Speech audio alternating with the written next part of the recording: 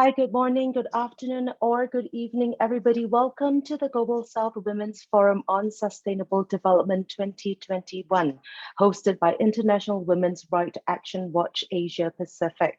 I am Rachel Ong. I am the technical support for your session this evening. And before we start, we would like to share some virtual housekeeping announcements with you. Do take note this session provides interpretation into French, Spanish, and Portuguese. Please go to interpretation to choose your language channel. Do mute original audio to only hear the interpreter. As participants, please turn off your videos and mute your microphones. If you are experiencing slow bandwidth, please close any unnecessary programs and/or applications on your device. Do feel free to use the public chat box to engage with one another throughout the session, and do introduce yourself. Please take note this session is being live streamed on our Facebook page, and the recording will be available publicly afterwards. We are committed to making this space inclusive and safe, and will not tolerate harassment of any kind, including but not limited to deliberate intimidation, sustained disruption of discussions. We hope you are respectful and to avoid replicating societal prejudices and inequalities. Participants who engage in disruptive behavior may be removed without prior notice. Thank you. And once again, we hand over to our moderators.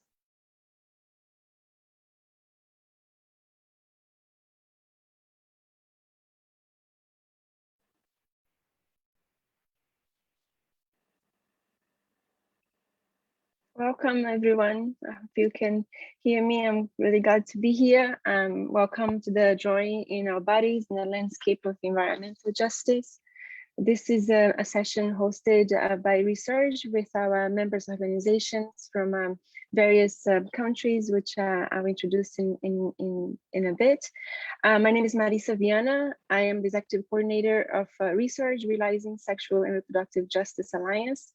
We are a transnational young feminist organization, well, alliance, working on sexual and reproductive justice. And today we want to speak a little bit about one of the aspects of how we work, which is creating and strengthening these interlinkages between sexual and reproductive health and rights and aspects of environmental, climate, and economic justice as well. We have prepared a workshop that calls for your participation, interaction with you as much as possible. And we'll have speakers today that will help us guide the conversation as we go through different aspects that we identified as the main issues in drawing the connections between bodily autonomy, sexual and reproductive health and rights, and climate crisis.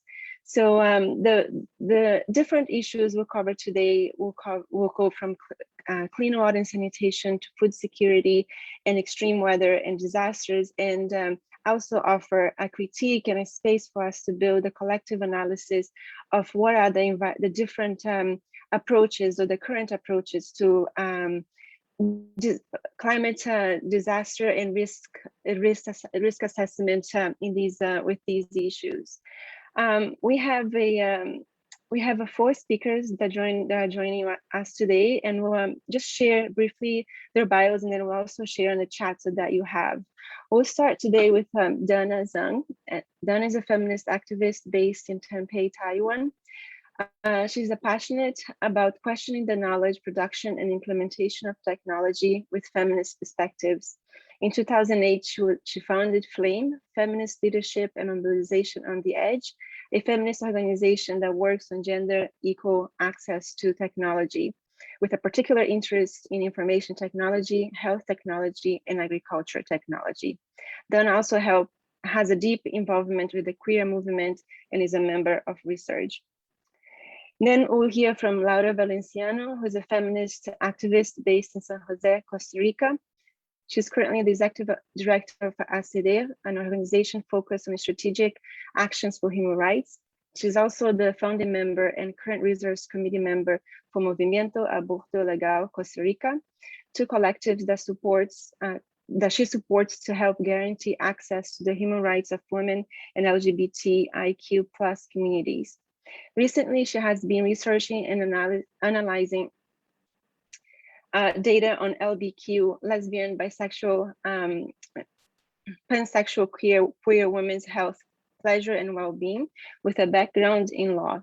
Laura has delved into human rights, more specifically on climate justice through research and capacity development related to access to water and sanitation and the intersections with sexual and reproductive health and rights.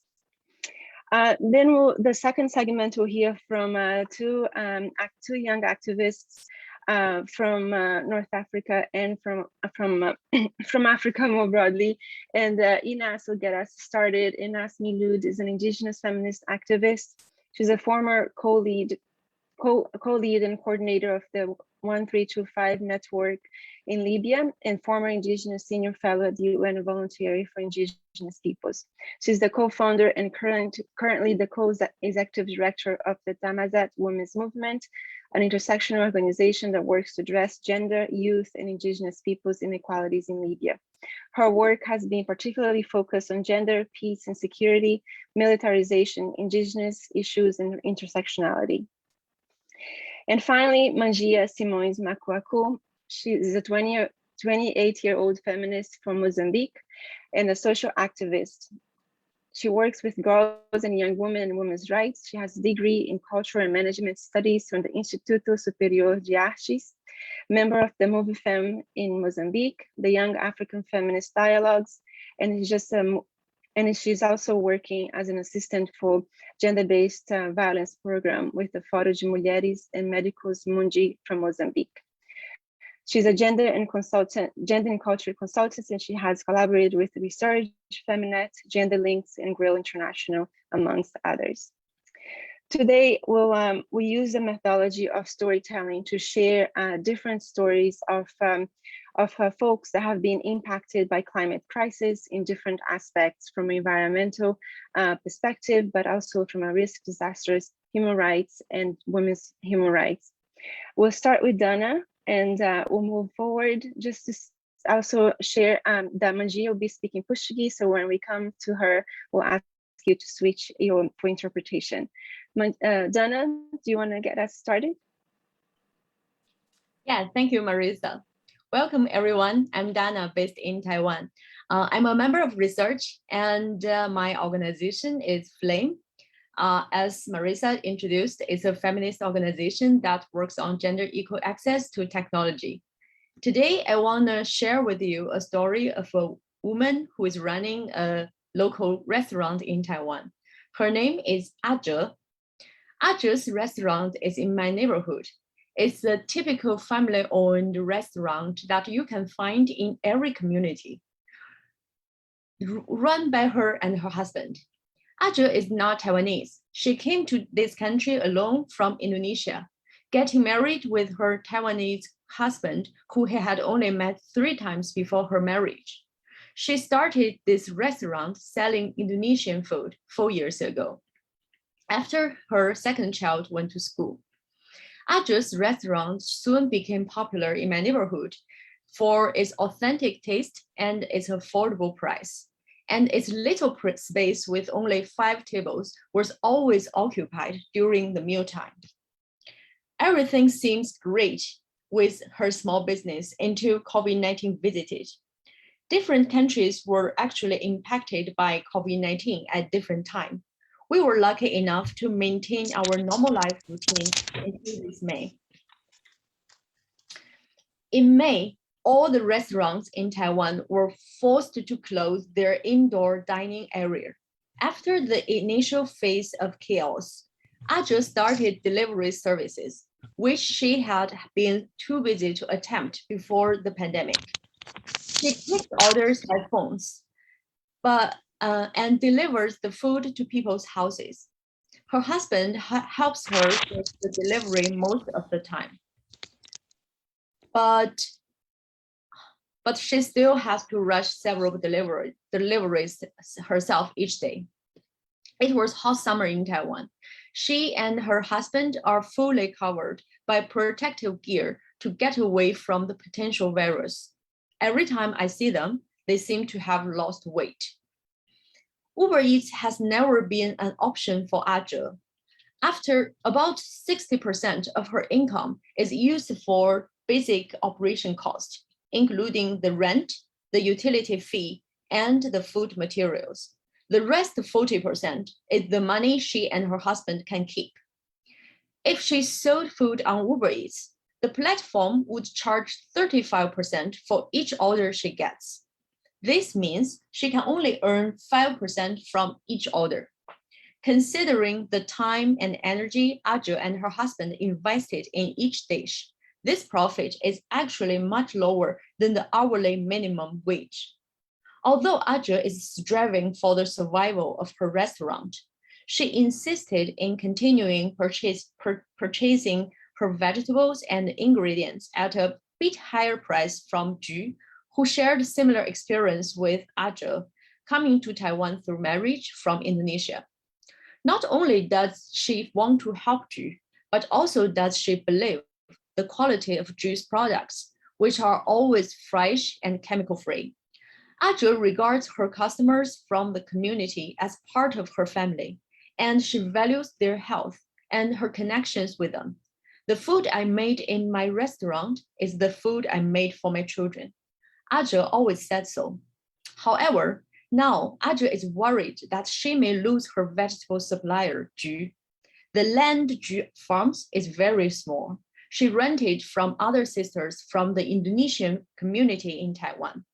Unlike Azhe, she can't speak Chinese very well, so she had to stay at home all day before she got to the land.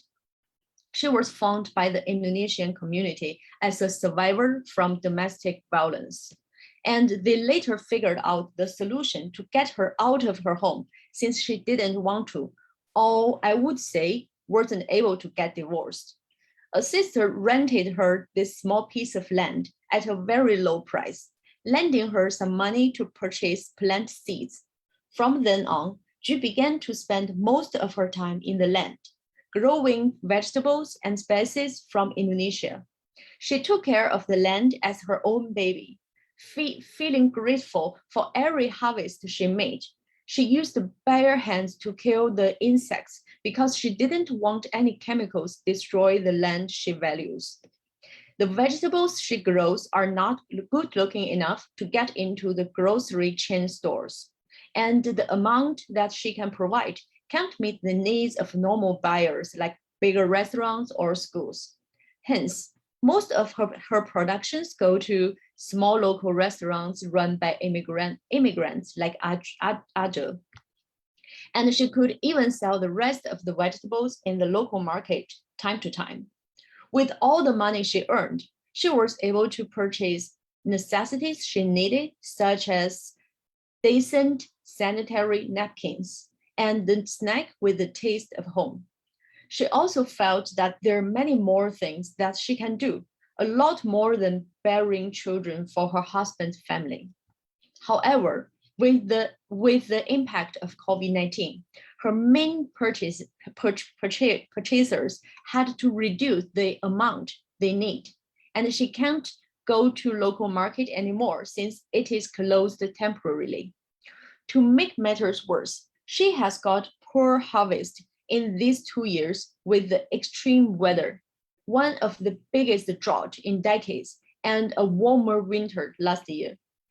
Ju doesn't have much savings, and she can barely survive for another quarter in such situation.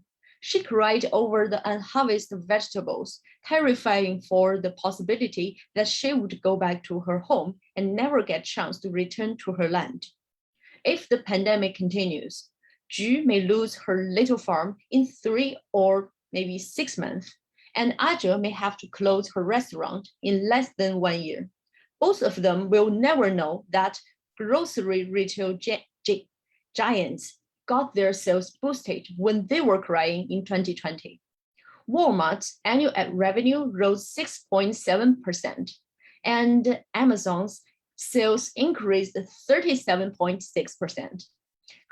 Grocery retailers succeeded in taking more market share from traditional marketplaces and smaller retailers by taking advantage of their e-commerce platform, strong transportation capacity, exclusive global supply chains, and cheap labor force across the world. Likewise, delivery giants like Uber Eats also benefit from COVID-19. The avenue of their avenue in 2020 almost doubled. So as I said, by directly taking significant profits of local food suppliers and exploiting their drivers who are being exposed to the pandemic in their daily work. So what a world we are going to live with the disappearance of small farmers and local restaurants. McDonald's, KFC, Pizza Hut. They don't care about our land. They don't care about our well-being. They don't care about our community, but they are taking the people who care about all these issues out of our market. Extreme weather, pandemic, we are impacted by these crises differently, and our resources to confront them are historically unequal. Not only that, the transnational corporations in the agriculture and food industry are benefiting from the crisis, threatening our food choices, our food security, our land, and our ecosystem. Land, local food industry, is the last space for many people, many women to gain their independence, to get resource to protect their body and their family. But they are losing them. The pandemic will end sooner or later. But how many of these women are able to take this space back and return then? So that's my story. Thank you.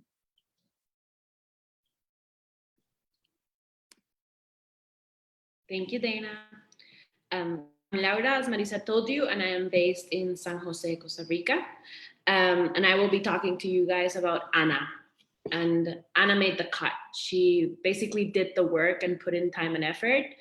And she got into a hard uni to get into here in Costa Rica. It's this technical university that focuses on engineering and STEM careers. And it is well known for being super strict, but it also has a reputation for producing skilled professionals. So she had always been curious, and she picked materials engineering as her major, which is the study of the chemical properties of materials. And we all know that engineering is for the most part a male-dominated field. And Dana knew this as she went into it, but not in her wildest dream did she imagine the extent of the misogynist script in her career. It turns out women's participation and their mere existence and presence was so inconceivable to whomever had designed the infrastructure of one of the buildings on campus that there was no restroom designated for women. So in 2010, as Ana started her studies, there simply was no restroom for them in all 4 floors of one entire building. We're speaking about gender perspective in sanitation design here, yes, but I think we're also talking about the implications of the lack of it in women's lives. So suddenly, if you needed the toilet in the middle of class, you had to walk over to a different building, meaning you missed a larger portion of the lecture or practice and subsequently fell behind. It also meant that if you were in a test and were being timed to use for your use of the restroom, which is a thing they did, there was little to no possibility of being back within the allowed time frame. Let's now consider the implications of Ana having to walk to the other building in relation to her safety. You see, the road to the nearest toilet wasn't well lit. It was secluded and dark. And as one of the few women on campus, she had already heard the rumors of what happened to female students who walked there. She had heard about the attacks and how others referred to it as dangerous. Design in general on campus had forgone gender perspective whatsoever, let alone sanitation services and access to appropriate conditions to ensure the right of women to safety, privacy, and dignity while studying. And I eventually graduated as an engineer a few years back. And instead of just turning the page on her time on campus and college, she has been working on shedding light to what it was like for a woman to study there under those conditions. One of her aims has been in relation to the need for visibility of menstrual education and menstrual products in order to ensure their safe use. For the longest time, menstrual health has been taboo. Most cultures and Costa Rican experiences are definitely not any different for women or people who menstruate. She has been advocating for comprehensive labels with sufficient information for,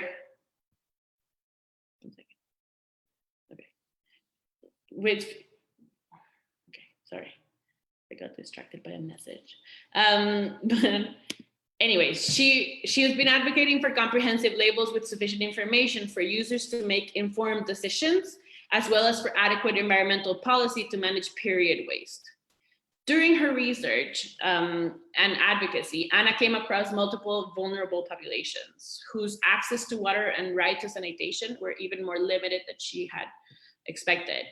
One of those groups of people were women in prisons, who on top of these conditions also had little to no access to disposable menstrual products.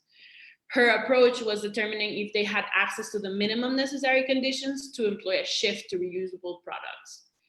She knew that shifting to reusable products needs to be a comprehensive strategy involving both social and individual willingness to use different products and engage in experimentation, as well as a shift in the market and availability. We all know that releasing the pressure on our ecosystems by reducing our waste is the end game, but the reality is that individual responsibility, even though it's important, it cannot be solely the road to achieve this. We just won't get there. In the case of the Vilma Curling Women's Prison in Costa Rica, there is little to no privacy even in the restrooms. There are no areas for air drying clothes, and for this matter, reusable fabric pads, and limited access to communal waters and sinks, with even more limited access to soap or safe trash bins. All of these conditions are necessary for dignified menstrual management, for instance. The options for menstrual management products in their case were limited. So Anna was running out of options quickly. The best she could do in a short amount of time was host a drive to collect menstrual product donations. The immediate need could be resolved, but the structural issues wouldn't be addressed anytime soon. She remembered the story her grandmother had told her about being afraid the first time she got her period. She had thought something was dangerously wrong with her. For the first few times, she had hidden her undergarments and washed secretly in the river as she prayed for mercy and forgiveness. Her grandmother had thought there was something evil about her bleeding, something related to the devil. Anna knew that what her grandmother had felt was not that far from the desperation of the women in the prison who told her firsthand that they felt they were cursed whenever they had to menstruate as inmates, or from herself as she desperately squeezed her legs tight in an exam at uni, hoping her period wouldn't go through her clothes to avoid the dangers of finding a safe place to change her pad. Anna had to get creative, and she decided to focus on asking questions that engineers would be actually interested in answering. Such as, do you know if menstrual waste is accounted for in the design of water treatment plants? The answer was no. She also asked, are there studies on the impact of hormonal discharge in biodiversity in shallow bodies of water? Again, no. Unless you were specifically looking at the presence of hormonal birth control, which led Anna to a last thought about how it was particularly interesting that hormones had only been considered in relation to contraception, and attributed it to the lack of research and interest within the scientific community in women, and let alone in menstruation. Today, she continues to advocate for menstrual education, but it is definitely an uphill battle. That's my story.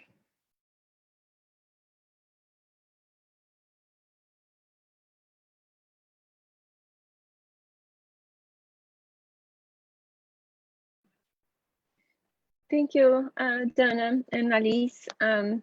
We want to open up the space now for your questions, for your comments, and in thinking about the storylines, and really hearing from you also what resonates from the stories that both Dana and Alice have shared in terms of the individual in the stories, but also how different aspects of issues around from environmental to climate to economic injustices have affected their mobility and the ways of being as well. We do have a few questions that we can use to we can share to get the conversation started, but I wanted to open up the space to hear from you. And if you're not comfortable in turning your video or your mic on, we also encourage you to share on the chat. I'm also just being reminded that we should be speaking a little bit slower to support the interpreters. So if we can all do that, including myself. So yes, I'm sorry about that. And we just have a few interpreters and we we need to slow down a bit.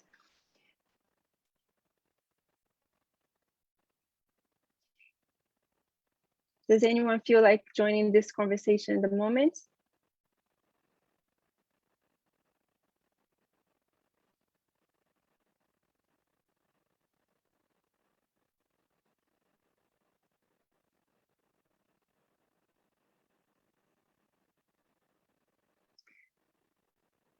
One of the things that we wanted to get or to draw more from the stories, like how are the aspects of current approaches to climate actions, environmental justice brings out the question of bodily autonomy and freedom.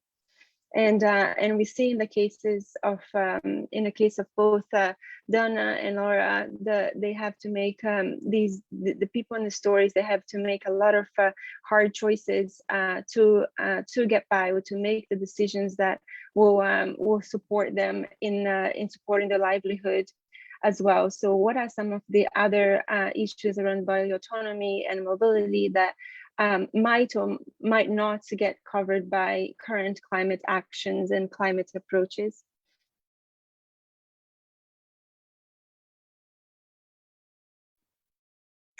So I see there is a hand up. I just need to, yeah, do you want to go ahead? Hello, Christine? I'm Christine. Yes, and I think the stories were so striking because there are things in the story that I relate to in so many ways. But also when we're talking about climate change, environmental justice, these are stories that I've never really heard out loud before. And there's so many different aspects, like when you break COVID and then the sanitation aspect. These are issues that women we face every day, but they were never vocalized. So I'm really grateful for this session that we're able to have a conversation and share dialogue around these issues that we face every day, but we don't really have, it's not really brought to the forefront.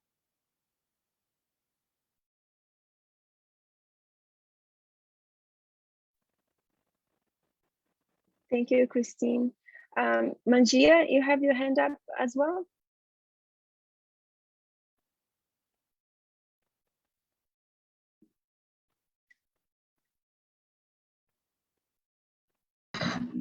Obrigada, Marisa. Dizer que as duas histórias foram muito impactantes e fizeram-me recordar o terror que as mulheres do meu país que trabalham no setor informal tiveram que passar com o evento da pandemia e pelas restrições de circulação que as pessoas tiveram. Senti, mesmo não fazendo parte destas mulheres do setor informal, o seu sofrimento, o seu desespero de olhar mais para as necessidades básicas de alimentação e de teto e não observar também questões ligadas à saúde. E elas passaram e até hoje ainda passam por muita violência. No nosso contexto, tudo coincidiu com a retirada dos vendedores e vendedoras informais pelas bermas da cidade. Nós temos uma referência, por acaso, tornava-se também uma referência turística, que é a nossa Baixa da cidade, que é onde havia muita movimentação do setor informal. Dizíamos sempre numa gíria que é onde tudo se resolve para aquela que é a realidade moçambicana. Mas com o efeito da pandemia, tudo coincidiu com a retirada deste grupo das bermas da cidade, e foi um momento difícil porque era um espaço onde as mulheres buscavam sobreviver, buscavam alimento para as suas famílias, construíam seus sonhos naquelas bermas, e foram retiradas. Claro que vem por detrás de um processo, mas a forma como as coisas aconteceram chamaram muita atenção, porque até houve uma greve, uma manifestação de contestação pela sua retirada nesses espaços, e o rosto que mais foi visibilizado novamente foi da mulher. E hoje em dia elas carregam mochilas que contêm os produtos que elas vendem, e elas interpelam a pessoa que passa: o que estás a precisar? Eu estou a vender isto, eu vendo aquilo. E isso nos leva novamente a pensar, a buscar perceber qual pode estar a ser a realidade desta mulher. Será que ela tem tempo de pensar na sua própria saúde? Será que ela não é novamente exposta a outras situações de violência, principalmente a questão da exploração sexual pelas necessidades básicas que ela está a passar? Então, quando a Dana foi narrando a história, eu voltei a viver este momento que, na verdade, até hoje continua. Temos muitas, e a maior parte delas são mulheres jovens, e algumas até adolescentes, que estão lá mesmo para ajudar as suas mães. E isso pesa muito, não só para a questão da cidade de Maputo, mas isso atinge todo o país, em todas as províncias. O grito é o mesmo, principalmente para o setor informal, para a área pesqueira também, onde as mulheres trabalham com os pescadores. Por causa destas mudanças climáticas, os frutos do mar já não, a sua reprodução já também não beneficia este grupo de vendedoras desses frutos, e dia após dia as necessidades ou as formas de sobrevivência que muitas mulheres têm passado por crises, e essas crises que obrigam uma mudança brusca de posição das mulheres, e novamente expõem as mulheres a questões diversas de exploração, desde a exploração sexual, a exploração barata da mão de obra delas, e depois tira também a propriedade do cuidado, do autocuidado que elas têm. Na verdade, eu diria do autocuidado que nós temos, porque de forma direta ou indireta são novamente afetadas por estes contextos que não são fáceis, são muito complexos.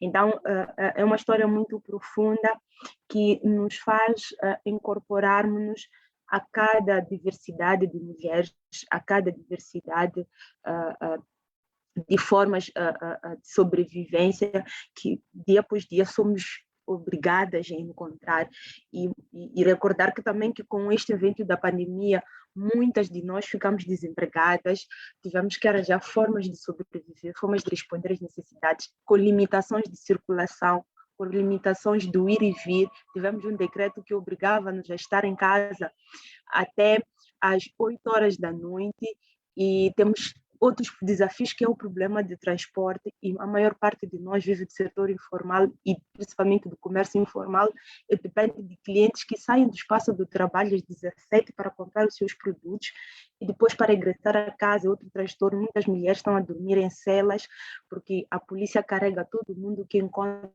depois da hora determinada pelo presidente, que devemos nos recolher. Então são vários eventos, é muita mistura de situação que nos faz novamente reféns do patriarcado. Então são mais ou menos essas partilhas que eu queria trazer, que essas histórias fizeram-me mergulhar nesse primeiro momento que estamos a ter na tarde de hoje. Obrigada. Obrigada, Mangia. You bring a lot of different complex points as well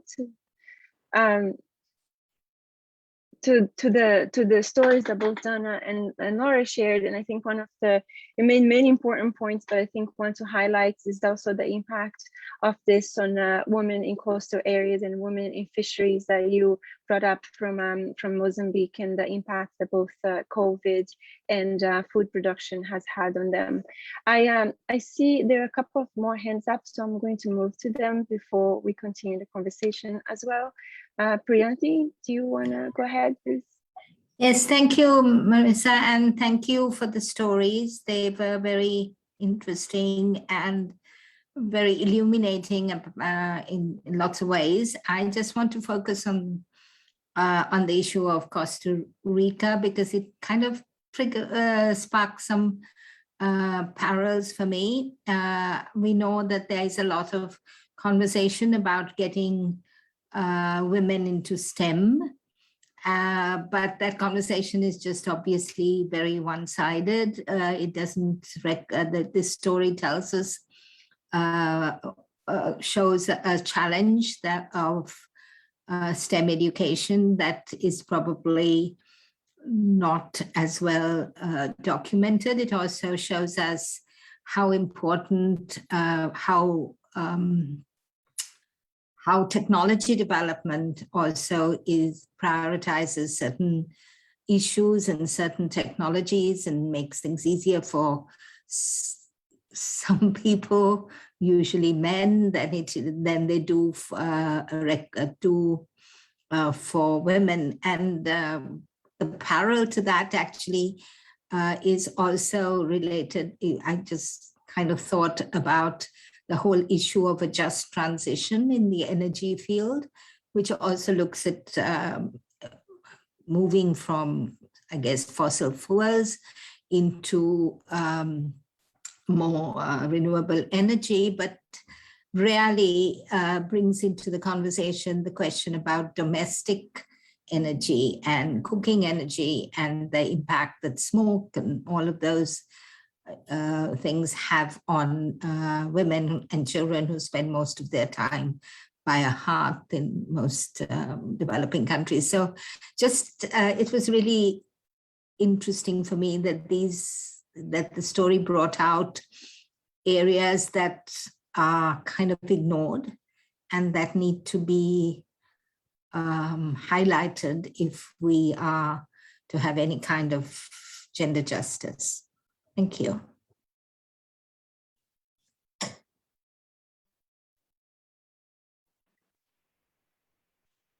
Yeah, thank you for the contribution. And just also to say that Laura and Dana, if you want to respond or to want to add anything else as we go forward, please just feel free to do that. Nana, do you wanna share your comments here? That was in the chat, but I was trying to keep up with it. Yes, sure. Hi, everyone. Thank you both for the two interventions, the 4 stories that you shared with us. I wanted to just share one of the things that stood out for me was actually in Laura's presentation on prison and menstrual hygiene and products.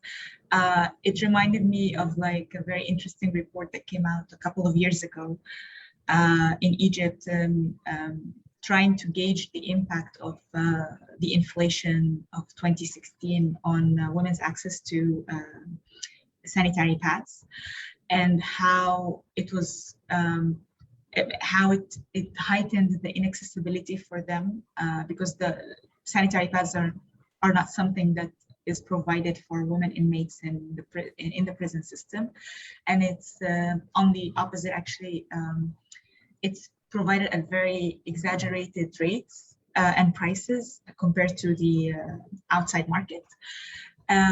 So there is always like the kind of I wouldn't call it the joke, but there is always the humorous recollections of how the sanitary pads are being treated like cigarettes inside prisons.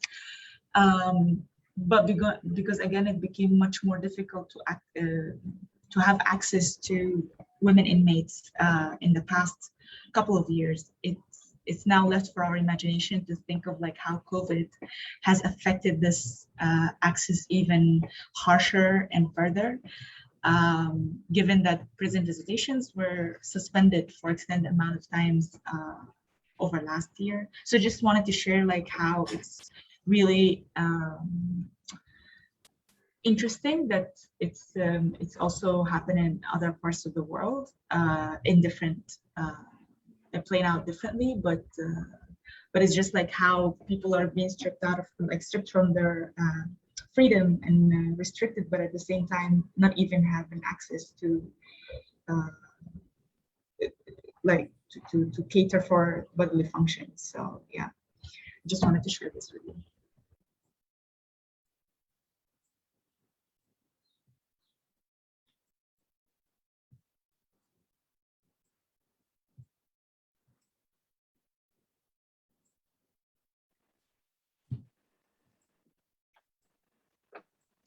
Thank you, Nana. Yeah, and there's I'm just see if is anyone else have their hands up. I'm just going through my list here.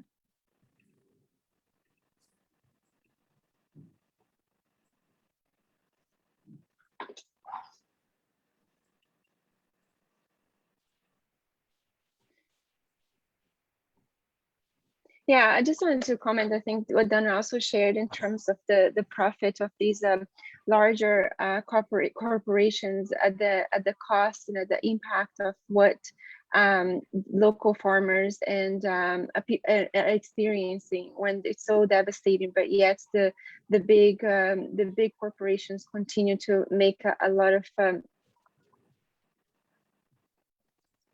continue to make so much profit at the cost of both the people and the environment. And I didn't catch all the numbers, Donna, but those are astounding. Just remembering like what Walmart and Amazon have made over the last 2 years is a specific time frame, but of course they sit in so much wealth at the cost of environments. And then what is the accountability to the people and to the communities that are going to deeper poverty and under poverty in many cases. Laura, do you want to share your comments? I'm reading through them, but I'm not sure if everyone can go through it. There's a couple of comments in the chat as well.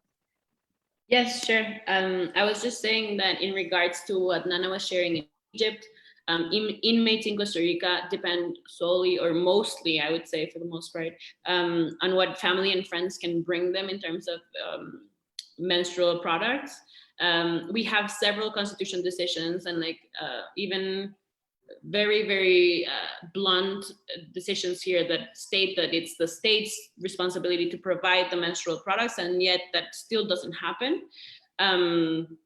And the last point that I made was that we've also found reports on donations not making it there to the inmates. So at some point in the chain, it gets kind of lost. And I remembered it when I was listening to Priyanti mentioning that one issue might shed light on others that, well, might have not been known. So I was just saying like, yeah, it's a more complex situation, I think.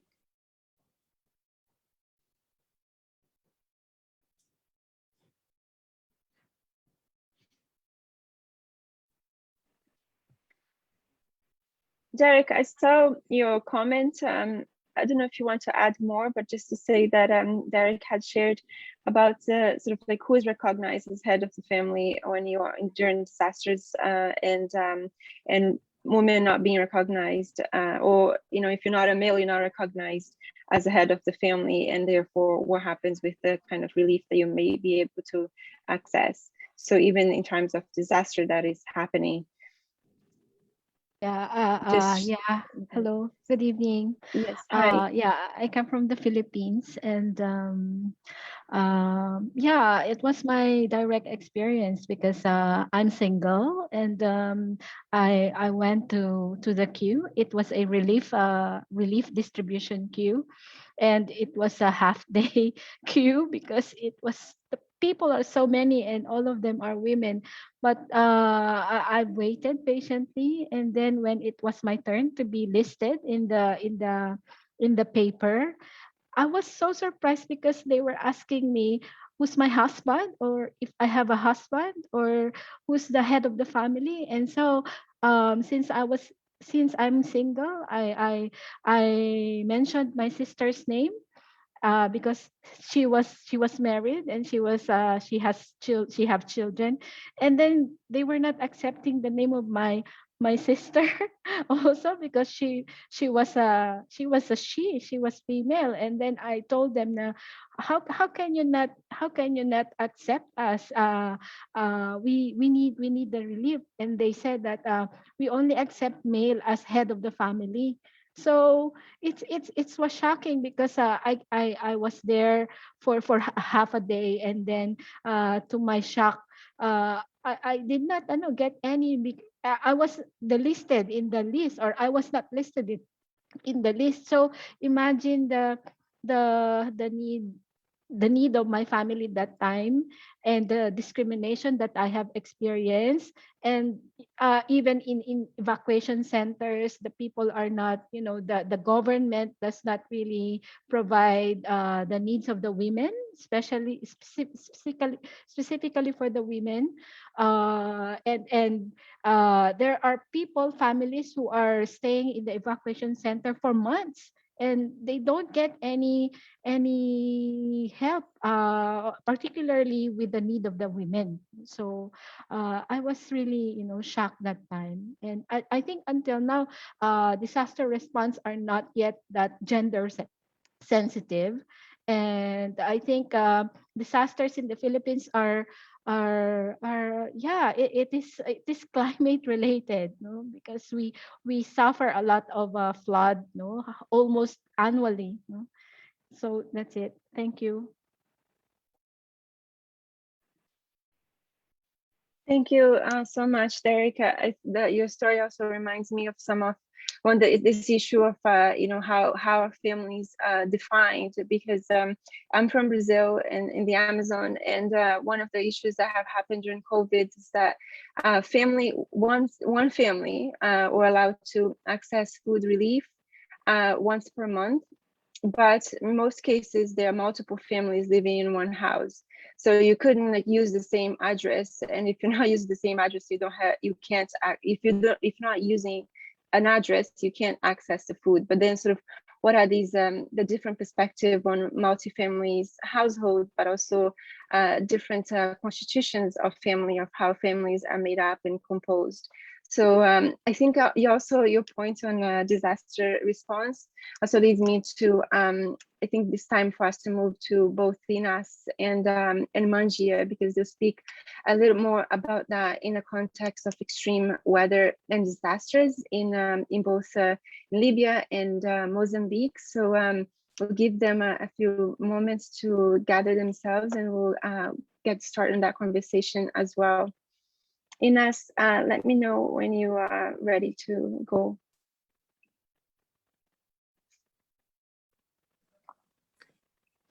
Thank you, Marisa. I hope that everyone hears me fine. I want to share this personal story and testimony about how I experienced myself, climate change and weather changes in my own context in Libya. And just in a small village, it's called Yefren. This is my little village, and it's 150 kilometers away from the capital, Tripoli. A fire has occurred in hitting the Kilmij forest in 15th of May, 2020, last year. This has happened while all of us has been experienced a pandemic. At the same time, my country was experiencing a civil war. I'm sharing some of the trigger warning pictures because it was really heartbreaking for me to see them. I wasn't in my village at that time because of COVID. But I kept reflecting upon my memories and this loss that happened to me and my community. These memories of burning of more than 50 ancient olive trees. Olive trees, as we say in North Africa, if a house has no olives, it's not a North African house. And I kept also reflecting on memories with my grandparents going in a picking of the olive season, a picking olive season. And also about how every ritual and every recipe, every medicine that always incorporated olive oils. I was also reflecting about how is my heart, like the way that this disaster has not really been visible, and that people look at it as something that is not important or should not be talked about.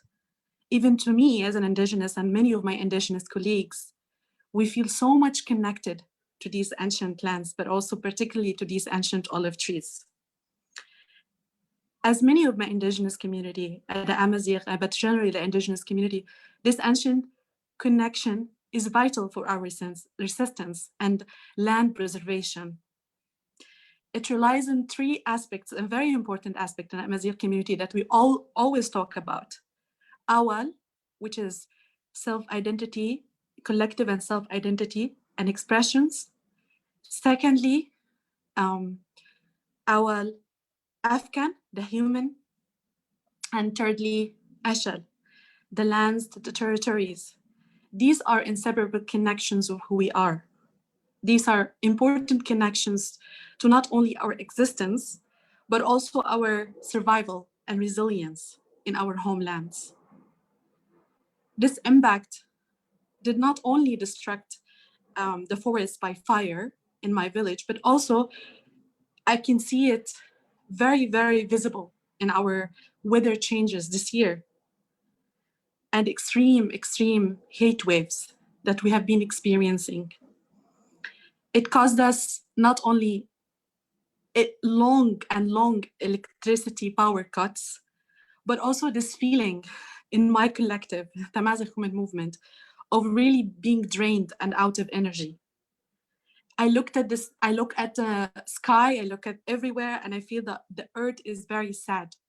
I feel that I'm losing hair more than ever. And it's also affecting my body in ways that I could never imagine. It's also a time where I think about it as also like when I reflect about our feminist and indigenous organizing. I was sitting there with my colleagues thinking about what is it and how is it to be an activist at this very, very sad political moment of our lives. It's really beyond what we experience every day. It's beyond the destruction of lands, the physical destruction of lands. It's really about the protection of our culture, our intergenerational transfer of knowledge. How can I learn about these olive trees if they do not exist? How can I learn about the benefits and how it sustains my community? How can I actually pass this cherish memories with my grandparents to the next generation?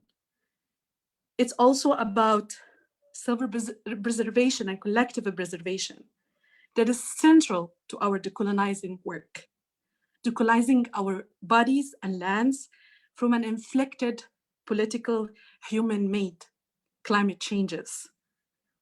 It's so important to reflect upon that. I wanted to end this by a video that is, it's the video that is taken by an indigenous, taken for a visual representation of an indigenous person with disability, Lala Khiria, who her actually house and her garden has been impacted by the fires. She didn't really care about her house and her belonging. She was in a hurry having the buckets of water, and she was really insisting on having the buckets of water to do that in order to preserve water and to order for her to actually distinguish the fires, which is really didn't help. But for her, it was important instead of her just sitting and watch. This kind of resilience inspires me every day, especially when I think about where is it to be an activist at this moment. I also want to credit these visuals who has been taken by a young feminist, Mira Madi. She wanted really to take and document this experience of hers. So thank you so much. This is my story.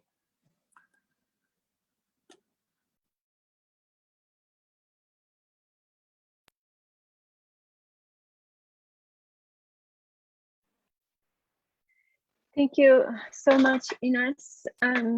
We'll be coming back to some reflections. Thank you so much for sharing that very deeply.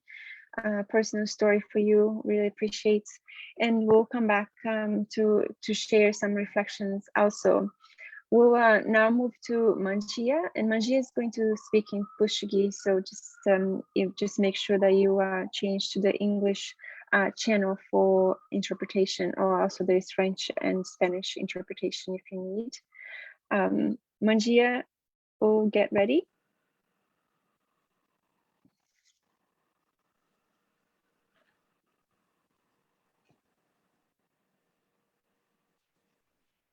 Boa tarde, mais uma vez. Espero que estejam a conseguir ouvir-me. Bom, eu trago, na verdade, uma história que reflete a história de várias raparigas e várias mulheres jovens com o acontecimento do ciclone Idai em 2019, a março de 2019, e afetou principalmente a província de Sofala, e ela é uma província que está na zona costeira do país, e um dos distritos principais com maior número de pessoas afetadas é o distrito de Buze, também tem o distrito de Nhamatanda. E a história que vou narrar reflete não só na realidade do ciclone Idai, também para a realidade do ciclone Kenneth, que aconteceu no mesmo ano, na província de Cabo Delgado. O nome que vou usar é meu nome, não vou usar o nome de nenhuma das raparigas que foi partilhando a sua experiência com o ciclone. Meu nome é Dambo, nasci em Buze, província de Sofala, sou de Moçambique. Tenho agora 14 anos de idade. Estava no ensino primário a fazer a 7ª classe em 2019, quando tudo aconteceu. Quando o ciclone Idai iniciou, eu estava na escola a estudar, por volta das 14 horas. Com isso, perdi o contato com a minha família. E ali só tinha os meus colegas e a minha professora. Foi tudo rápido. Fechei os olhos e quando abri, só vi a mim na sala e os meus colegas. Mais ninguém. Na turma éramos 50, mas depois disso só éramos 3. Não sei onde os outros foram. Saí à procura de uma casa para me esconder. Chovia muito, tinha muita ventania. Mas já não havia casa. Não ouvia nem sequer um som de pessoas, para além do barulho das águas, que até hoje continuam nos meus ouvidos. Não sabia o que é um ciclone, apenas vivi o ciclone. Não tinha o que comer. Lembro que chegou um helicóptero com pessoas desconhecidas, mas como tinham dito que me dariam comida, segui com eles. Já tinha ficado 3 dias sem comer.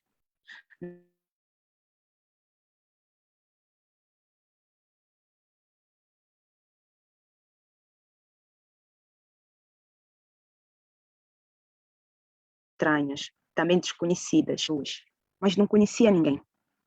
Mostraram-me uma tenda. Grande, bem grande a tenda, onde viviam muitas pessoas. E eu só tinha o cobertor, a escova de dentes, o prato vazio na mão.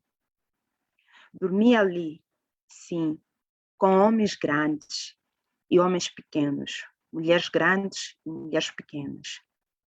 Eu vi meninas de minha idade com as suas mães e pais e eu sem ninguém.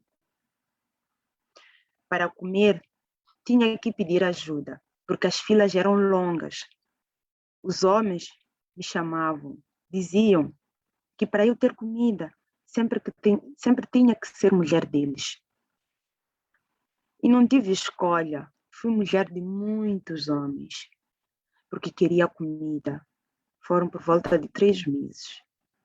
Mas eu não podia dizer a ninguém, porque podia ficar sem comer, ou mesmo morrer. Fui mulher de muitos homens e engravidei, mas não sei quem é o pai. E agora vivo na rua a pedir esmola para sustentar a criança. E às vezes sou mulher de outros homens para ter comida novamente. E procurei narrar essa história de forma crônica, mas trazendo a realidade de muitas raparigas que viveram a crise do ciclone Idai no nosso país, e porque a ajuda humanitária sempre os primeiros socorros são reservados às necessidades básicas, que é ter alimentação e também assegurar que as pessoas tenham onde dormir. E poucas vezes as questões de gênero são trazidas nesses espaços. Infelizmente, nós tivemos vários relatos, novamente, infelizmente, que não foram também registrados, de casos de violência sexual em espaços de acampamento ou acolhimento, de casos, na verdade, de exploração sexual. Por um momento, os jornalistas trouxeram isto como um fenômeno em que as mulheres prostituíam-se, mas eu parto do princípio que a prostituição vem de vontade, o trabalho de sexo é uma liberdade que a pessoa tem. Mas neste contexto tratava-se mesmo de questões ligadas à exploração sexual, que raparigas tiveram que passar por essa situação para poder comer.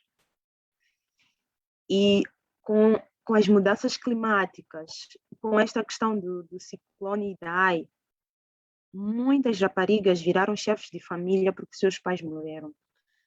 Alguns pais não morreram, mas porque o evento foi muito drástico, separaram-se de suas filhas e seus filhos. E estas raparigas que viraram chefes de família, algumas ainda estavam a estudar. Outras até tinham emprego, mas pelo contexto perderam este emprego. E viram-se obrigadas a estar, eu não diria prostituírem-se novamente, mas estiveram expostas a questões de exploração sexual, que até hoje algumas ainda continuam, porque infelizmente ainda não se conseguiu estabilizar a vida de todas as pessoas afetadas pelo ciclone Idai.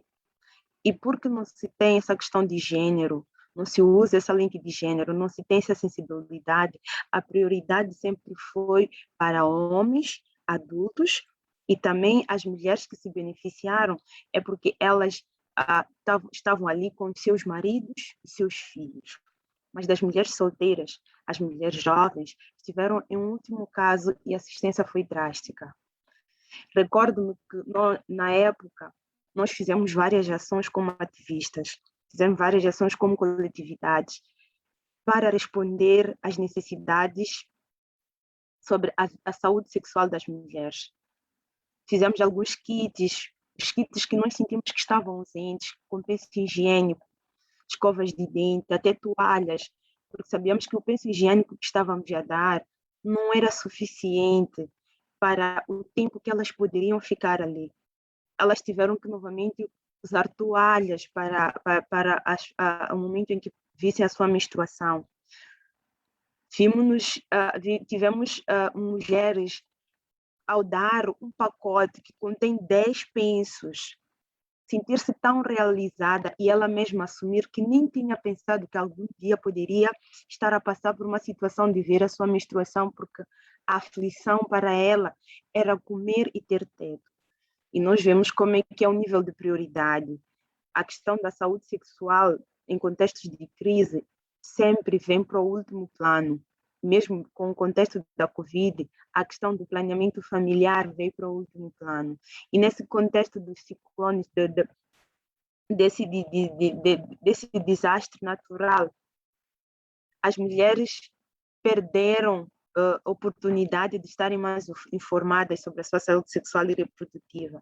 E algumas delas, por essa questão de exploração sexual, ficaram grávidas, com gravidezes indesejadas. Esse é mecanismo também de ter um aborto seguro e legal. Algumas tiveram que continuar com as gravidezes, mas isso aumentou o nível de pobreza extremo. porque parte delas não tem como sobreviver e a maior parte, pela zona que foi afetada, viviam da pesca artesanal e da produção agrícola familiar. E com desastre natural passaram a não produzir alimentos. Algumas raparigas tiveram em situações de uniões prematuras, expostas novamente à violação sexual, à violência física, sem dar continuidade à escola. E nestes espaços, o acesso à informação sobre a saúde sexual e reprodutiva sempre foi reduzida. E é um contexto que não terminou com o evento da Covid, com o evento do ciclone. Continua porque veio a Covid e este grupo que já estava exposto a várias situações complicadas de saúde, em termos também de trabalho, voltaram novamente a viver um novo cenário mais drástico ainda.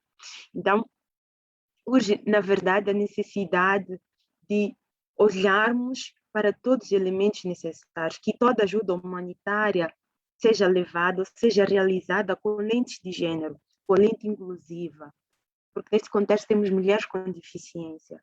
Elas passaram muito mais necessidade ainda. É um dos grupos que também foi muito explorado. E quando as coisas são assim, quando a realidade nos é assim, temos pouco espaço para poder assegurar que mais mulheres estejam a gozar a sua saúde sexual e reprodutiva com liberdade.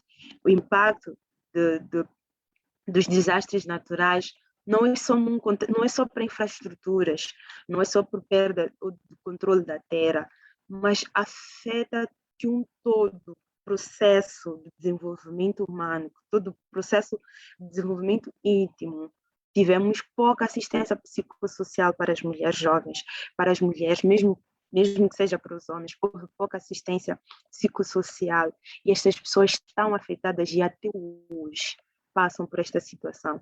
E essa história que eu trouxe não é uma história que fui buscando e inventando, juntei as diversas partilhas, diversas experiências de mulheres jovens, adolescentes, que passaram por essa situação. Diferente dos homens, não sofreram exploração sexual como as raparigas. As raparigas foram, sim, violentadas, mas, infelizmente, os dados não foram registrados. Há dados que não se confirmam, porque as denúncias não seguiram o processo legal. Então, voltamos, é como se fossem novamente falácias, mas que é uma realidade que as mulheres vivem e viveram naquele contexto. Obrigada, Marisa, termino por aqui.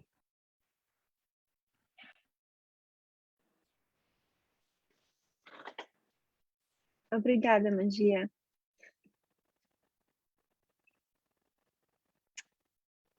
Thank you both, Ines and Mangia, for sharing these stories. And I know that they very deeply personal for both of you, and we really appreciate you trusting this space to bring these stories in. We want to give you a second. It's a lot to observe and a lot to think through. I was going to ask if we can zoom in on the drawing so that we can take one second just to, or a few seconds to look at the different connections and think a little bit about the different stories so that we can move into a more conversation and dialogue about the different intersectionalities, the different issues that have come up, but also to hear from you in terms of your own context, impacts on your activism and organizing, but of course your own experiences and how this resonates with you as well. So I'm just gonna give a second and we can come back for discussion.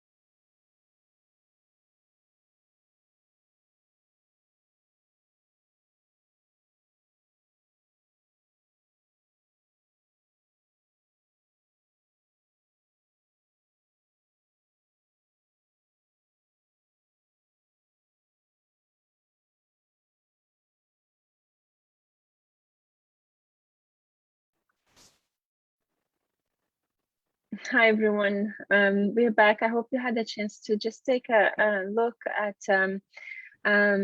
the drawing that Riley is helping us with, and connecting and highlighting some of the stories and the connections from there. We have a few questions again, but we want to open up the floor for any reactions, any comments, or your own experiences that you might want to share in relation to the stories that you have heard from both Inas and Mangia.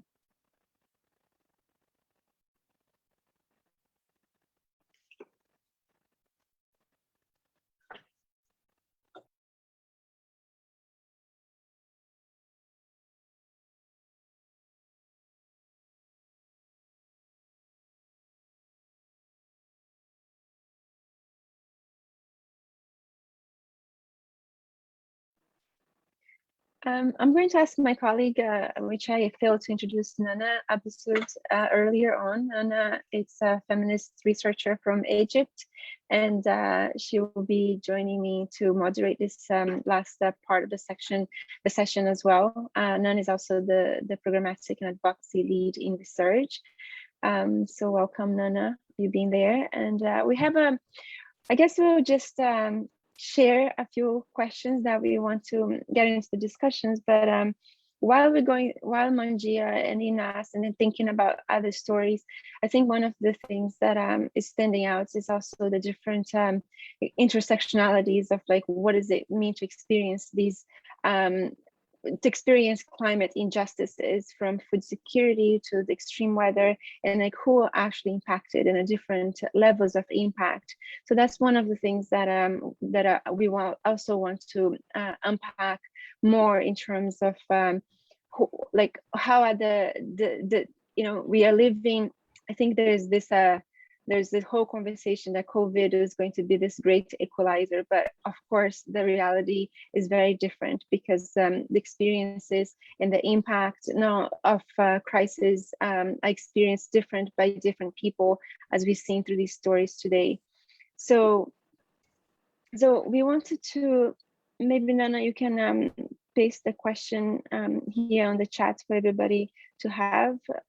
Sure. Hi, everyone. So we wanted to start together, maybe reflecting on this question. I'll also read it. What about climate change responses and actions that center bodily autonomy and self-determination, freedom, and community resilience? Throughout all the interventions, we've heard from the speakers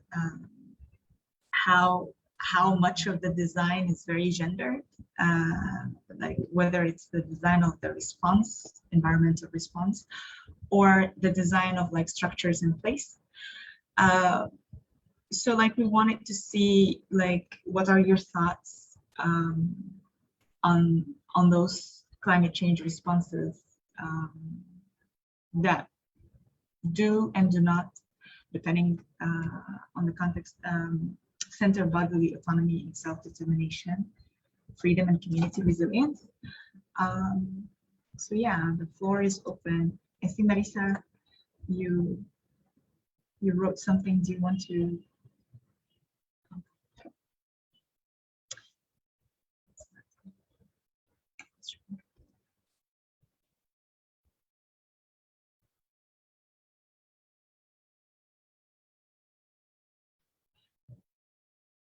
I'd share one thing. Okay, well, Basi, do you want to go first? Yeah, thank you. I'm Kazi Baby from Bangladesh, and our organization is women-based organization.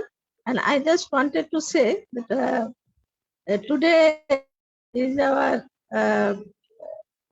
schools and colleges are open today, but due to COVID, it was closed 1 and a half year.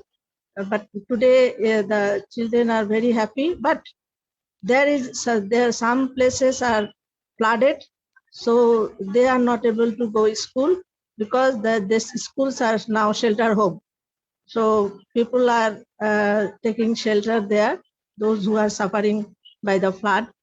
So this is very sad. But another problem is women have to suffer a lot, women and girls, because in the shelter home, there is no sufficient toilet and water supply. And those girls, they have to suffer a lot due to menstruation.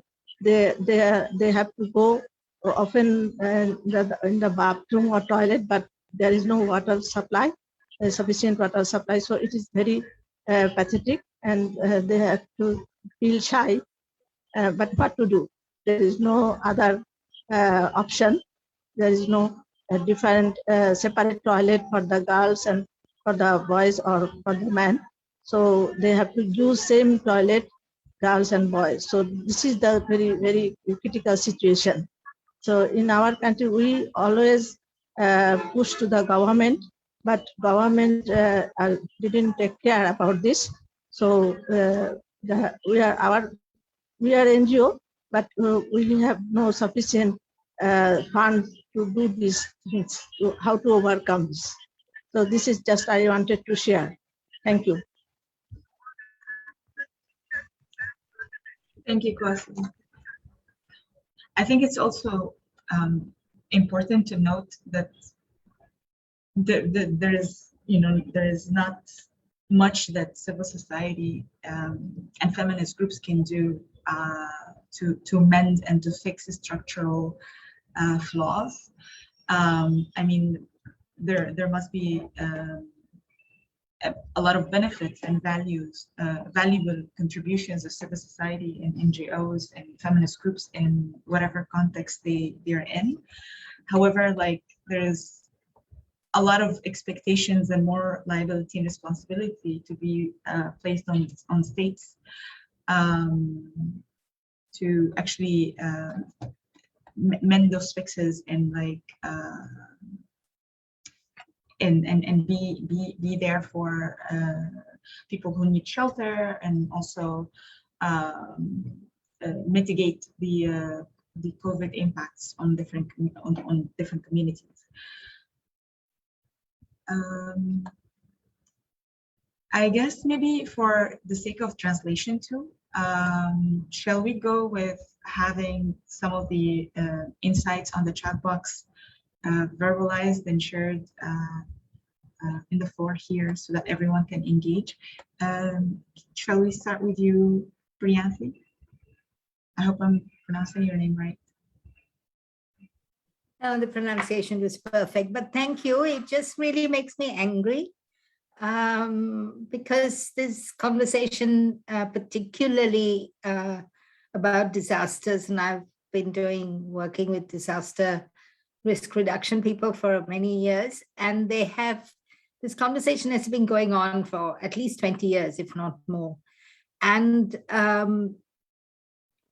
so this means that despite all the rhetoric, despite all the Sendai frameworks and all of these things that kind of articulate these things, the duty bearers are really not taking any notice of women's needs in disaster risk response, right? And the same thing, I'm sitting right now in London and I was listening to the stories and I was thinking much of the climate impact has been brought on by the way in which the global North has global North consumption patterns, right? And so what do we do? I mean, we are good at kind of pulling things together and working with each other, but why is the onus on us? How do we hold these people who are meant to be duty bearers, who are also meant to have a joint responsibility for the world? How do we get our stories to them, and how do we make them accountable? Sorry, that was just a big kind of frustrated kind of statement. No, don't be sorry. I mean, like it's a very important question. I guess it's also we tend to think that we can do so much with the resources that we have, whether we're an organization or you know, like an organizing group, but it's just like it's not possible. Like we have to be very realistic about like how we can support our communities. And I think Laura has I think a follow-up on what you just shared. Rianthi, Laura, do you want to I think this and share your thoughts? They pretty much said, I'm angry too. After hearing those two stories, I think my thoughts went to what now? You know, like how do we deal with those impacts that are mentioned in terms of long-term, both in the individual and the collective? Like how do we deal now? No? No? Okay. I can hear you. Go ahead. Okay. Yeah, like I that's what I kept thinking. I feel like I was also angry. So it was more like, what do we do now with the aftermath of those events? Because of course, yes, we want like gendered responses, but then also, I don't know, like I always go back to what do we do now? Like, how do we address these risks and these impacts now collectively? And I don't have answers. I'm just angry as well. That's pretty much where I am at now. I think the anger is shared across the board. I think it's also this, right? And one of the ways that we have chosen to tell stories of individual people also, it's because of this, you know, these responses being so aggregate, you know, like, well, we're going to have a disaster risk response, but like who are we actually talking about? And I think this is part of, I don't think it's on us, but continuously it seems to be on us to come up with what would work, what are the intervention, and it's really, I think, goes back to the question also, the comment that Lali's made, you know, sort of the increased burden on activists and feminists and advocates to come up with possible solutions. And we saw a lot of this happening, this sort of neoliberal approach to the crisis, to COVID, as an opportunity to see things happening, to advance certain gains. But is it really? Because we have been doing this for how long? So yeah, it's I think we all share the frustration and anger of this. And one of the other things that I was also noting when we were talking about when Dana, Lalis, and Inas and Mangia were sharing the stories, is that, you know, like this definition of environment. You know, what is environment? Of course, there is the aspect of nature and climate and ecology and ecosystems, but we also, of course, talking here about very different environments that we are in terms of context. So I think that's one of the things that really stood out for me, that we're navigating very challenging living space, like context of actually living. How do we go through these environments in the sense of our own location, not in geography terms, but like where we're standing, where we're sitting, where are we?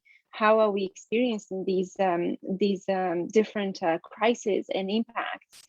So yeah, just to share that reflection also.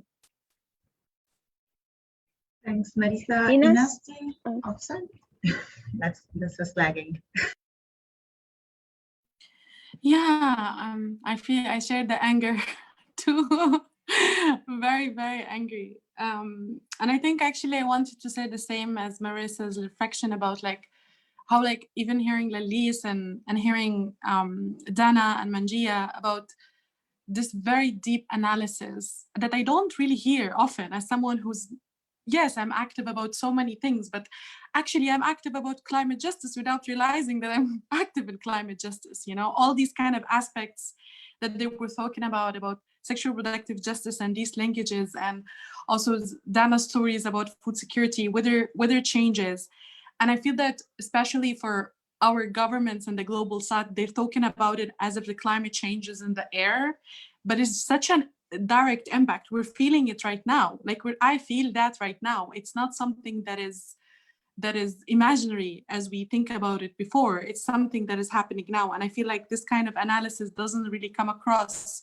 Another thing that I hear a lot, especially in situations where conflict and post-conflict, very heavy militarized situation, we always talk about how data and research are lacking. It's true, like we need so much research and data of what we experience, right? That tackles all these linkages and intersectionalities.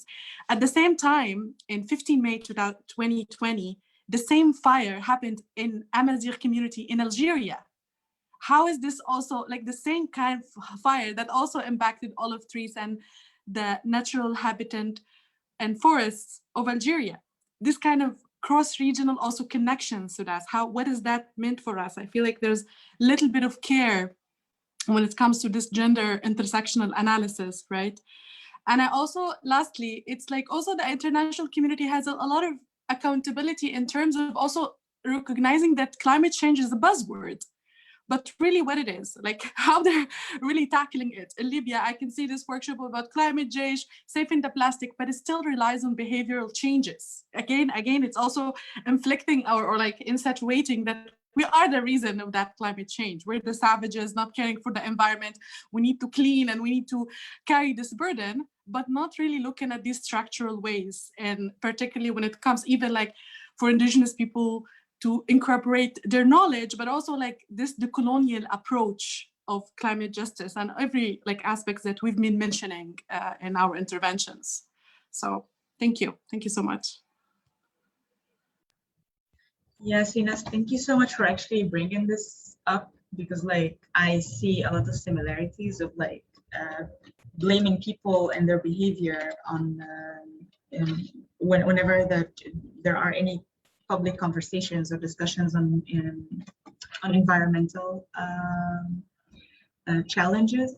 And I think in returning to what you just said, Marisa, I think it's like it has to do with like how they make everything very ambiguous. I mean, like states and also like people in power and like corporations, in terms of like economy is something for people who are experts to deal with. Like it's not something for average people, for everyone to just address and interact with.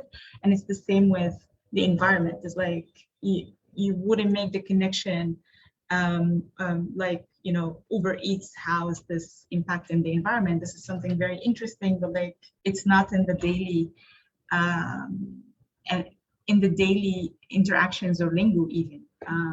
So I think maybe we can go back to the chat box. I'm not sure if there are any people. Oh, Dana, yes, please.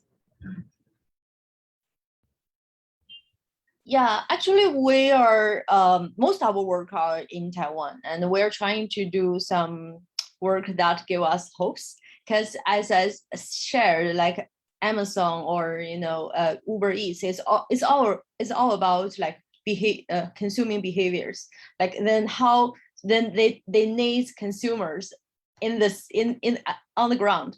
So we try to influence like our people to support our own community, to support our own farmers. So in our daily work, we try to create more conversations for farmers who are not good at speaking, who are not good at promoting their ideas. And we try to create conversations between consumers and farmers. And we try to create like more like build more visibility for those small business runners, and we try to link this like daily life with those like in a sense like environmental justice in the air, because people always feel it's very it's very high level issues and it's far away from our daily life. So we try to make people feel like they can do something to change. But I have to be honest, I think it's very hard to challenge this like big tech company. I think that's something like need way together to hold the accountability of the government and also those big tech companies. And that's some conversation need to happen in the advocacy space. But when we started working on food issues, I realized actually without we feminists began to discuss this, we have this long history of food donation. You know, when rich people, they want to do some good things, they do not donate food. But the thing is like who they donate, how they donate, and like, you know, and because like one observations I learned in Taiwan is like the charities who are donating food and who runs food bank, which is regarded as an efficient way to solve like the issue of hunger. Like many of them, they have conservative religious background, and which means the space they hold, although they donate food, they share food, the space they hold are not queer friendly.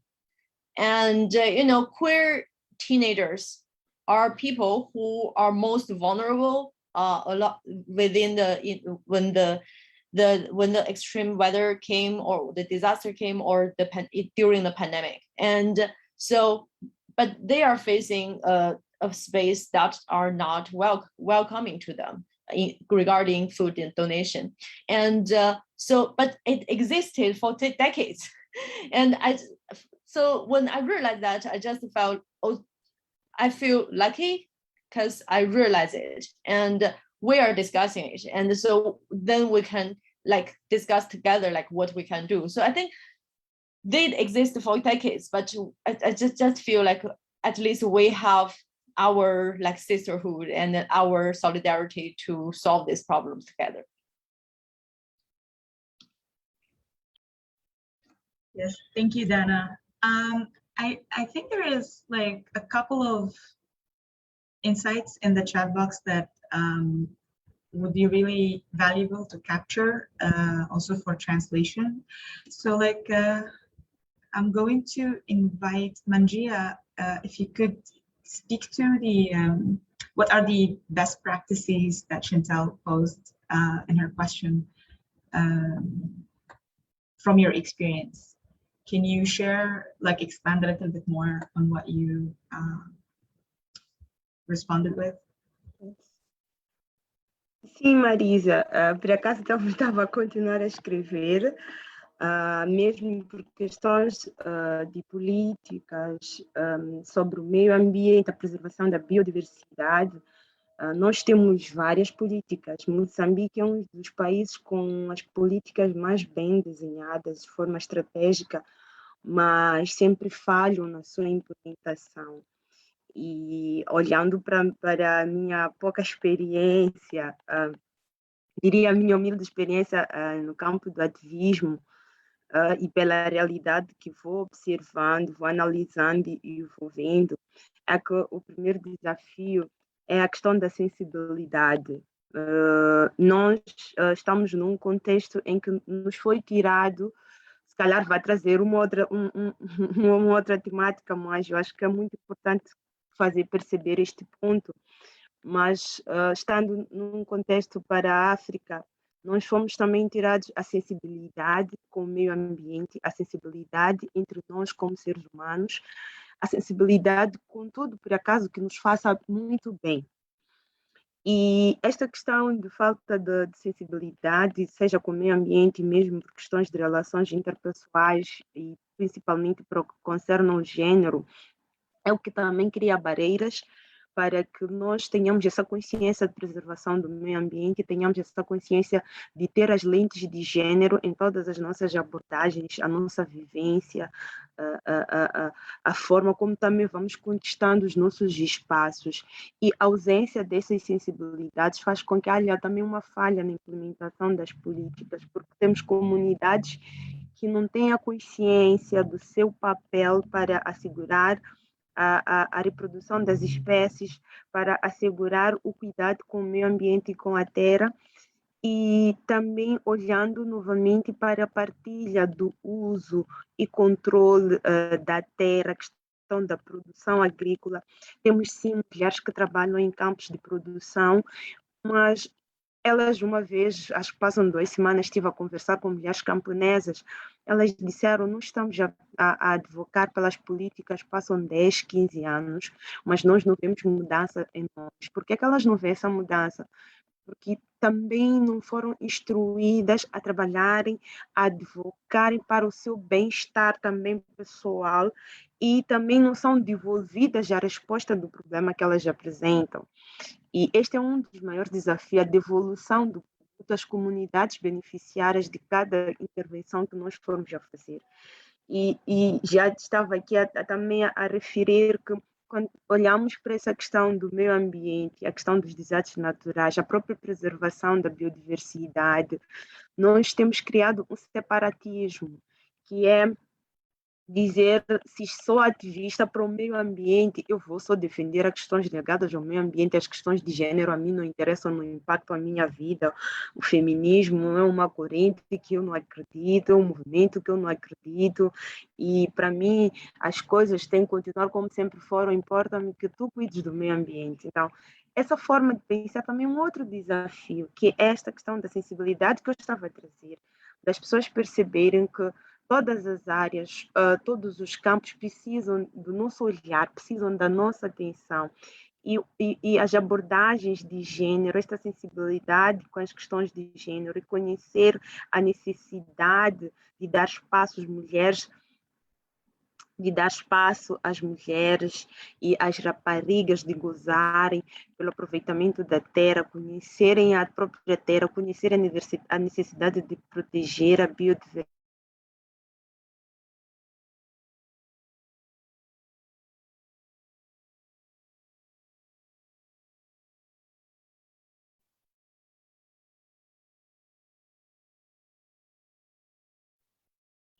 Thank you, Mangia. I'm not sure if he's, yeah, you finished. I was just making sure it's not lagging. Thank you so much for your insights on this. I wonder if there are any more insights on best practices from everyone else that you'd like to share with us. Yeah, go ahead. I was sharing one in the chat because I kept thinking, like, what have we done that is not the same as that has been mentioned? And I think one of the issues, especially when we are addressing big structured and invisibility of like gendered issues in big structures. I think one of the ones we've applied in terms of STEM careers and science and just like making sure that presence doesn't decimate is addressing specifically like what individual and collective strategies we have to challenge and to survive in those hyper masculine structures and spaces, because we cannot afford to have, at least in our cases, the numbers of women and queer folk participating in those spaces diminished, right? Like one of the like deserting careers or like just leaving the spaces because they feel unwelcomed, right? And sharing those, I don't know, survival skills in a sense has proven to be one of the ways we could like inject hope in terms of improving or sustaining people in their roles and their spaces. And the other one I wanted to mention was in relation to what Mangia was just saying about how we are capable ourselves of employing our climate change activism and our environmentalism with a very gendered perspective, and how rich that is even within the climate change and the sustainability community of activism. I guess in our space, or like from our perspective, like we're very used to working in like sexual and reproductive health and rights, and bringing that focus and that perspective to environmental work is super rich. And I think from at least my experience in Central America, I would say it's innovative in a sense. When we talk about menstruation, for instance, as one of our pathways into sexual health and reproductive rights and stuff like that, because it became like the easiest way to start engaging with actors who were already working in climate change, and it was like the safest way to get inside. It was our innovative way of engaging with actors that do not necessarily have a gendered perspective. We realized there was so much they didn't know that they did need to know, but it escaped them. It was such a broad topic for them. Maybe it's just the fact that we need to value our knowledge even more, I guess, or like understand how valuable it is in reality, because when it comes down to the way projects are implemented, a lot of the times what we found here, at least, it's that maybe some things are being foreseen or forgotten, not because of an ill intention from the agents, but like just complete ignorance. So yeah, sometimes we think things are obvious and they're not.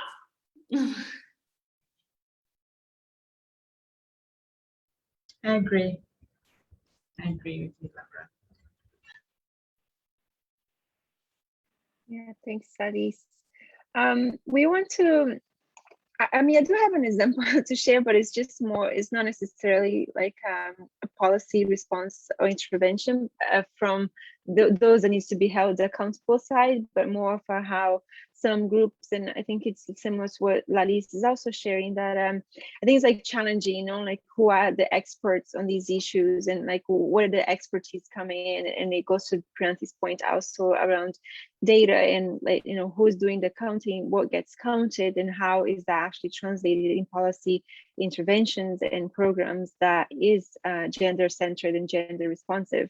But one of my experiences has been working with the, well, not to say that it works, but the New Development Bank, which is the BRICS formation, the Brazil, Russia, China and India development bank, in terms of what is the kind of, how do you attach from the beginning what requests gender responsive investment. And of course, you know, that means getting to the whole like banking scene, and the investments and the loans that these banks are making for development purposes. But you know, what does investments in social infrastructure looks like that has that is coming from a gender responsive and gender perspective as well. And I think, of course, it's deeper than that, because as Lalice have said, like who are holding sort of the pen when it comes to these designs also. But one of the things that in terms of policy spaces is thinking about this, there's huge amounts of money going to climate action that has to do with social infrastructure, sustainable development infrastructure. And I start questioning, you know, like how, again, it's like around these definitions of like, what do you mean by social infrastructure? Like, what are the components that this new way of defining infrastructure encompasses? And I feel it's also this thing of challenging the reductionist approach that the same way that we have seen with the green economy, the blue economy, do we even mean what that means? Do we even know what that means beyond these terminologies? And actually, I think part of the accountability is not losing the substances of what we mean by when we saying that. I mean, we don't say we want a green economy, but it became a huge thing that everybody's getting behind. But what does it actually mean? You know, what does it include when it comes to intervention and programs? So we have a few more minutes. I don't know if others have comments or questions at this moment, but we did have a few more questions to see if we can get the conversation to continue. But it's in a way, it's a continuation of hearing from everyone, but thinking about how have your own work or activism be impacted by similar events recently, in terms of well, we're looking at case from Libya that Inas have shared, and Mangia as well, but we know the cyclones and the extreme weather has been across the board. So just in terms of hearing from you how this have affected your own activism and your own work in your countries, your communities. I'll share the questions in the chat as well.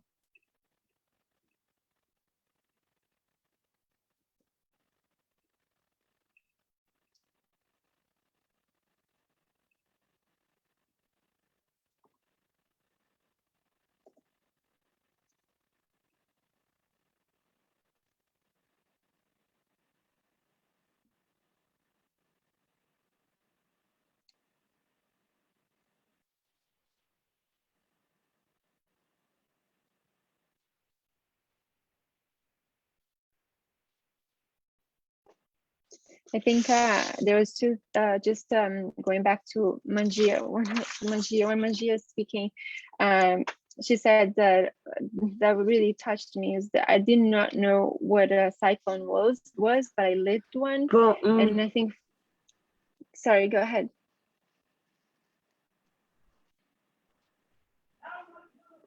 I don't know if there was a hand, I'm just checking.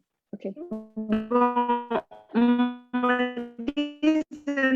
Na verdade, eu já estava mesmo, mas talvez reforçar que há uma, eu em particular, se calhar devia ter sido se calhar devia ter sido esta a minha primeira palavra, as minhas primeiras palavras em dizer que foi um privilégio trazer este desafio de analisar o contexto da saúde sexual e reprodutiva e interligar com a questão das mudanças climáticas.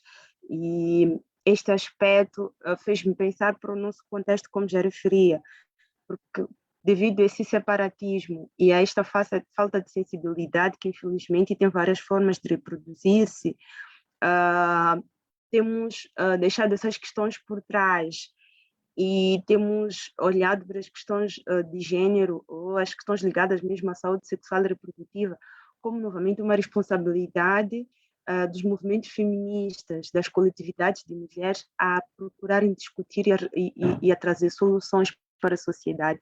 E a sociedade não se espelha como parte deste processo, e esse tem sido um desafio muito grande, porque temos visto que também o patriarcado procura novas formas para reproduzir a opressão e desconectar as pessoas daquilo que lhes é prioridade e daquilo que lhes é benéfico. E esta realidade do ciclone Idai, como tinha referenciado, já esquecemos, já passou. Aconteceu o ciclone, já passou. E depois? Essa é a questão. E depois? Aconteceu o ciclone, já passou. E depois? Estas mulheres, estas raparigas, como é que vão seguir a vida? E o papel e a responsabilidade volta novamente para ativistas, principalmente para as mulheres feministas, as coletividades de mulheres. E esta responsabilidade é acompanhada de culpa também, porque nós depois voltamos a nos colocar numa situação de quanto mais mulheres expostas a todo tipo de... porque sentimos como se o nosso trabalho não estivesse a ter resultado nenhum, não estivesse a refletir, não estivesse a ter produtos palpáveis. Mas isso porque fica parecendo que estamos, na verdade, estamos a pé de competitividade com o patriarcado. Agora a vida é resumida nas redes sociais, porque as mulheres, muitas de nós não temos acesso às redes sociais. Em África, o número de mulheres que usam tecnologia é muito reduzido e é o único espaço que as pessoas podem ter informação e podem se formar. E voltamos novamente a uma reclusão.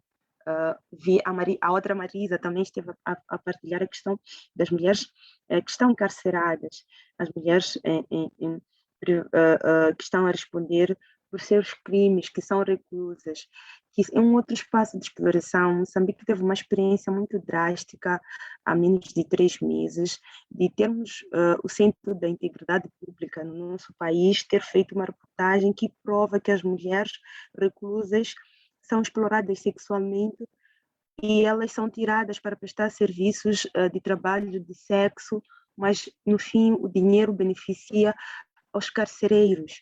E depois a investigação do Ministério do Interior assume que há exploração sexual, mas não assume que elas passem por esta situação no lado externo das cadeias.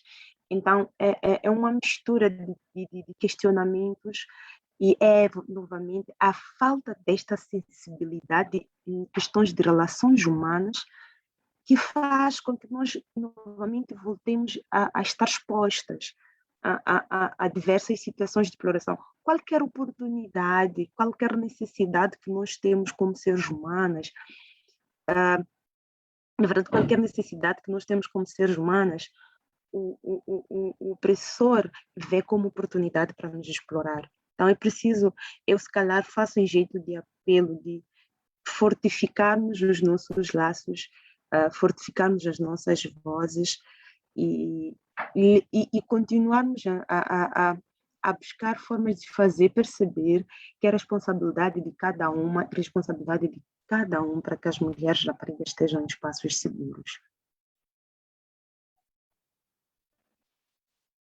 Obrigada, Mangia. Sorry, just switching to English. Thank you, Mangia, for those reflections as well. I think that you talked a lot about sort of the awareness and sensibility and sensitivity to how what happens like afterwards. I think it's a really important point of like there's a lot of focus on when there is the extreme weather or extreme disaster happening, and there's a sort of like, well, it is happening, but then once it's over, the impact is long lasting, but we no longer talk about, or we no longer hear what is happening after the fact. So thanks for bringing that in. Chantal had I saw that you said you could share some thoughts on best practices. Do you want to go ahead and do that before we move towards the closing, please? Yeah, sure. Thank you so much. And thanks everyone who has shared in this session. It's been really inspiring and touching to hear all the stories. On the best practices, it's I think it's a reflection on some and basically to share about how we need to analyze and criticize and look deeply into what might be considered as best practices. And I wanted to give examples of, for instance, how in my country there has been the ban on importing and selling plastic bags, which is a move that has been celebrated and you know, getting the country to be recognized as a environmentally friendly country and implementing policies. However, there hasn't been any ban, for example, on the materials for packaging, for example, milk or let's say water and other things. So in the end, it looks like there is an action, but then it is not really comprehensive and it's not taking into consideration all the different aspects of that. And then there has also been, for example, a ban on selling charcoal made out of cooking charcoal made out of the trees. And this was done with the explanation that it is to cut down on the cutting of trees and all that. But there were no alternatives provided, for example, these communities that were really relying, for example, on sale of charcoal. And I think that's where we talk about the just transition kind of approach to climate justice issues.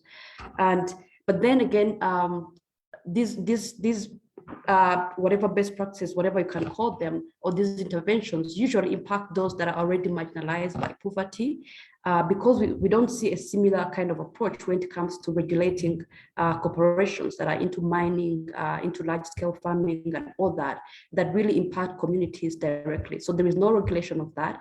However, some of the things that are done, and they are called environmentally friendly approaches, usually do affect those that are already marginalized. So I think that's also something to take into consideration in terms of how we also discuss what needs to be done.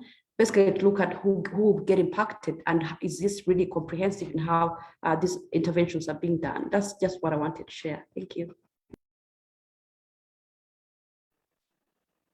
Yeah, thank you so much, Chantal. And I think that's like also linked to many of the things we talked about in terms of also behavior change. You know, will the banning actually result in the change that it's aimed for, without further sort of approaches or interventions when it comes to education or information on why the banning is happening beyond saying that's good for the environment, right? So I think this is kind of another layer of the conversation as well.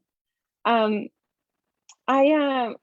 are coming up to our closing today, and we just have one final question for you, which Suman is going to introduce. But then, in the meantime, just to share that we'll be sending you all later and sharing the graphics from this session, and hopefully find also space to continue to have these conversations.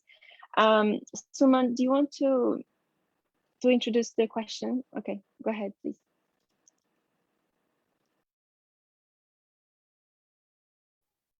Hi everyone, I've shared the question on the chat. I'll also share my screen, and you can go to the link that I've shared in the chat and you can answer the question. Thank you. Thank you, Suman. And while we do that, it's just a quick question in terms of what we are taking away from today's session in terms of insights, learnings, or also, thoughts that you might want to explore further. I want to thank everyone for joining us today. I know it's a Sunday in many different time zones. Really appreciate all of the support from the ERAS team in supporting us for this, to host this session. And it's really amazing to be at the third Global South Women's Forum and be able to hold this conversation with everyone. So we really, really appreciate that. Thank you, Inas, Mangia, Dana, Lalis, and Nana, and everyone that have made this session possible today. And we hope to stay in touch with all of you. Thank you so much, everyone. I hope you have a good rest of the Sunday.